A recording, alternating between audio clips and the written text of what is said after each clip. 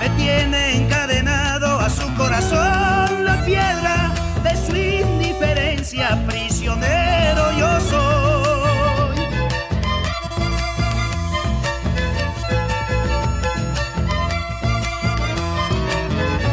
Soy presa de sus caprichos, su juego de amor me atrapa, conquista mi alma sin tener compasión.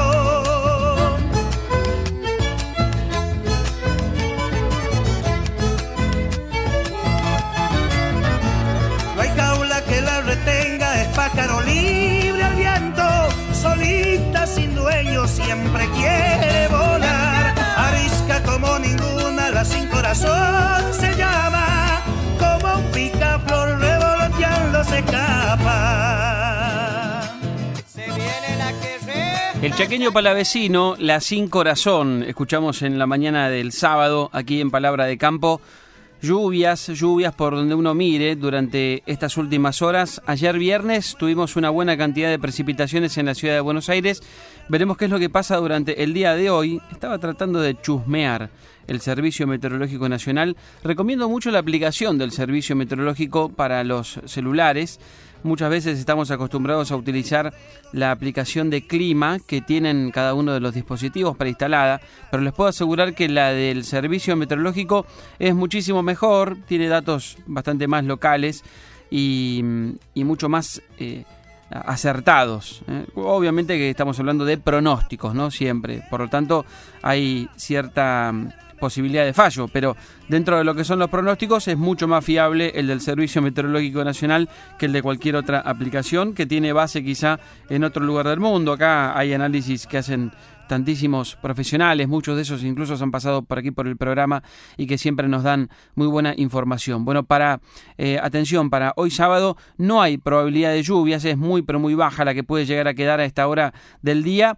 Sí hay pronóstico de algún cielo parcialmente nublado, la temperatura máxima llegará a los 29 grados, veremos qué nos depara ya el Servicio Meteorológico para el domingo. En principio similares condiciones, cielo algo nublado y la máxima de 31. Hemos tenido máximas muy pero muy altas, la semana de hecho próxima va a comenzar con temperaturas realmente elevadas, todas por encima de los 30 grados. Bueno, donde todo está caliente es en la política y mucho más en la economía. Hemos tenido una semana cargadísima de noticias con cumbre CELAC de por medio y un dólar imparable. De estos temas seguramente vamos a hablar con nuestro compañero analista político Sebastián Dumont. ¿Cómo estás, Seba? Buen día. Hola Dani, ¿cómo estás? Buen día, un saludo para todos. ¿Cómo va? Bien, Seba, muy bien. Hablemos de pronósticos, ¿no? En cuanto a la economía. La verdad que... Te escuchaba recién con el pronóstico del tiempo. Qué difícil es pronosticar. No sé si habrá alguna aplicación que pronostique cuánto va a estar el dólar la semana que viene.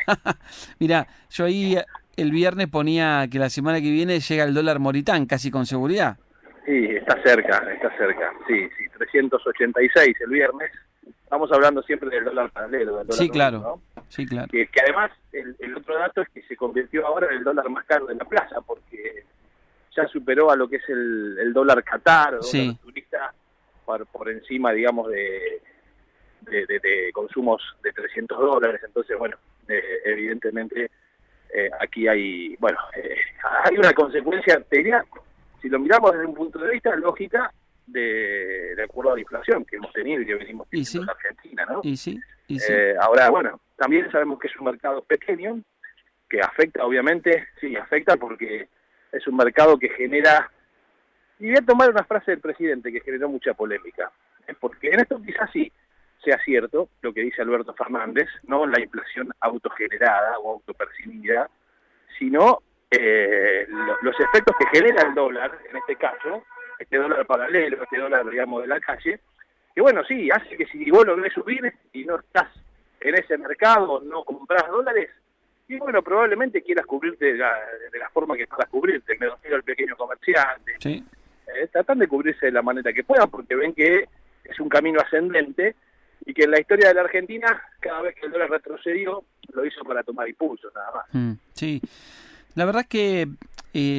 hemos hablado acá varias veces en el programa, digo, más allá del impacto del dólar, ya que estamos hablando de la inflación, que la realidad no es la que marcan muchas veces las noticias o determinados medios que informan sobre la inflación. Los datos obviamente recogidos por entes oficiales como el INDEC, yo tengo muy en claro que la inflación es mucho mayor, y más aún en bienes que son importados. A mí lamentablemente me tocó esta semana comprar un material que necesito para trabajar, un material electrónico que es importado y lo necesito para trabajar, y había comprado lo mismo hace un mes, y tuvo un aumento de 25.000 pesos a 45.000.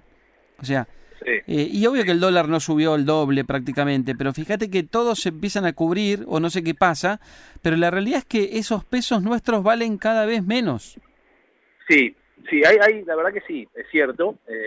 Hay un componente local, claramente, en los precios, en la inflación. No podemos guiarnos en solo dos cuestiones, que es la guerra y la pandemia, la pandemia y la guerra, que obviamente han influido. Por supuesto que la Argentina tiene su componente local, y que, sin ir más lejos, es lo que hablamos muchas veces, Dani. Cuando vos gastás más de lo que tenés que financiarlo de alguna manera, te quedás sin financiamiento, recurrís a la emisión monetaria, emitís, el precio cada vez vale menos, y eso obviamente es el reflejo de la inflación que estamos viviendo. Ahora, el viernes estaba hablando con una fuente vinculada al sector ferroviario de la Argentina, ¿no? Y él me decía que también es verdad que el mundo ha tenido un incremento de precios en materias primas realmente muy elevado, que ni siquiera se refleja en los indicadores de inflación de los países del primer mundo, llámese los Estados Unidos, llámese China. Caso concreto, por ejemplo, el acero. El acero aumentó en el mundo el 70%, y la inflación de China fue del 2 o del 3%. Entonces, ¿cuál es la explicación para todo eso? Bueno, es que hay un enorme desfasaje en el mundo de lo que está pasando con los precios. Por supuesto que quien nos está escuchando ahora en la mañana no vaya a creer que estamos justificando la inflación de la Argentina, bajo ningún concepto.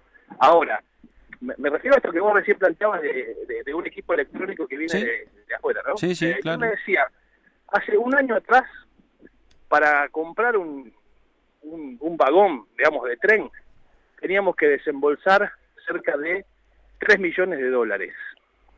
Hoy esa misma cotización son $5 millones. Claro. Y eso tiene que ver con estos efectos que sí produjo la guerra en el mundo y que desordenó la economía mundial, que a la economía argentina la desordenó muchísimo más que al resto de las economías. Claro. Esta es la realidad. Claro. Pero entonces es el mundo, entonces, no la cabeza de los argentinos, porque el presidente hace muy poquito tiempo dijo que la inflación estaba en nuestra cabeza, como que éramos en parte responsables por nuestra conducta, nuestro comportamiento. Sí, la conducta de la dirigencia política, en primer lugar. Claro. O sea, la inflación, yo te diría, si ponemos escalas para explicar la de la Argentina, es, en primer lugar, la responsabilidad de los políticos, que gastan más de lo que ingresan. En segundo lugar, obviamente, factores estacionales, si vos querés, en algunos casos. Y en otro punto, la guerra, la inflación del mundo, un mundo que su economía también va camino a ralentizarse en varios aspectos. Pero digo, hubo guerra en el mundo desde hace 50 años, y la Argentina, salvo la década del 90, tiene inflación desde que tenemos el registro de nuestra historia, ¿no? Bueno, el propio Papa Francisco habló esta semana que pasó por primera vez con datos bien concretos y críticos de la Argentina. Se tomó su tiempo para hacerlo, lógicamente, pero y uno ya más o menos intuye por qué se tomó el tiempo para hacerlo y por qué habla ahora.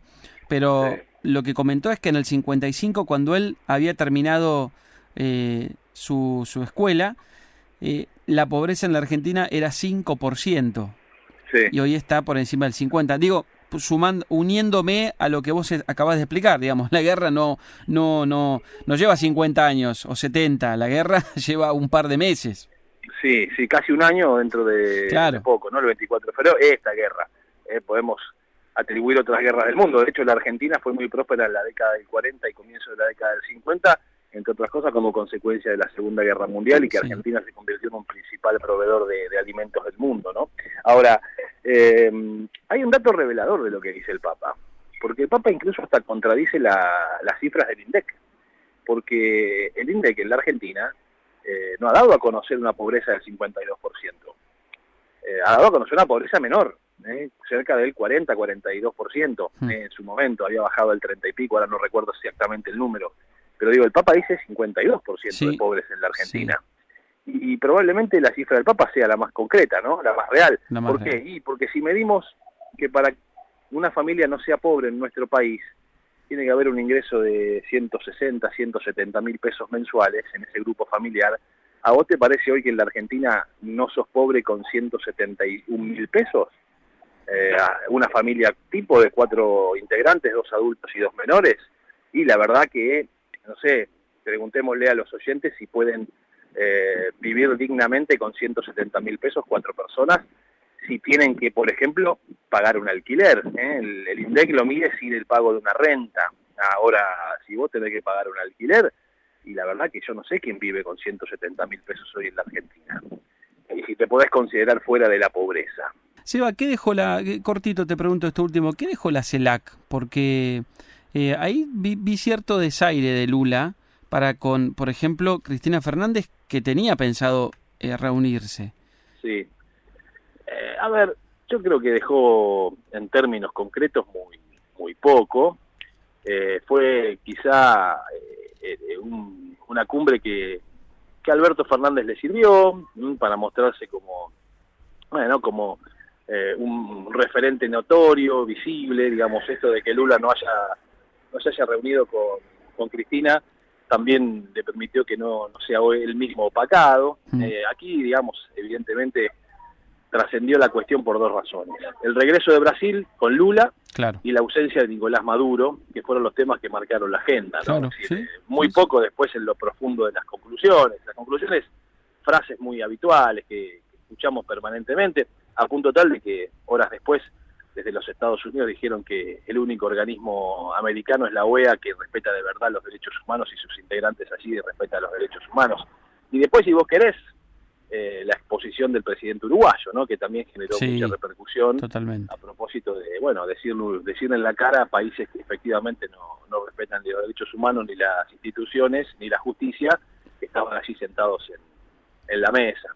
No hay mucho más para analizar de esas cumbres, que en definitiva parecen elaboradas o construidas para saciar ciertos egos personales y no muy armadas para verdaderamente avanzar en resoluciones grupales. Tal cual.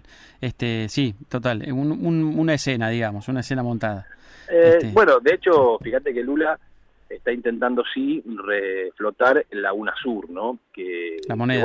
Así es la UNASUR. La Unión de Países, la UNASUR, sí, que en su momento, digamos, tuvo fuerza cuando Lula era presidente, cuando estaba Chávez, incluso cuando estaba Néstor Kirchner, el propio Evo Morales, tuvo una fuerza distinta, porque estamos hablando de los países del sur, y ya no incluyen obviamente los del Caribe, que sí los incluye la CELAC. Yo creo que Lula apunta más a eso que a fortalecer la CELAC. Pero bueno, digamos, son conclusiones de estas cumbres regionales que en definitiva en el final del camino no se pueden desprender de 2 cuestiones centrales, y es el comercio con los Estados Unidos y el comercio con China. Claro, totalmente. Gracias, Seba. Abrazo grande, buen fin de. Igual. Sebastián Dumont, nuestro analista político, lo pueden buscar también en las redes sociales, en Twitter y en Instagram, donde hace también posteos muy interesantes. Hasta las 7. Escuchalo a Daniel Aprile en Radio 10.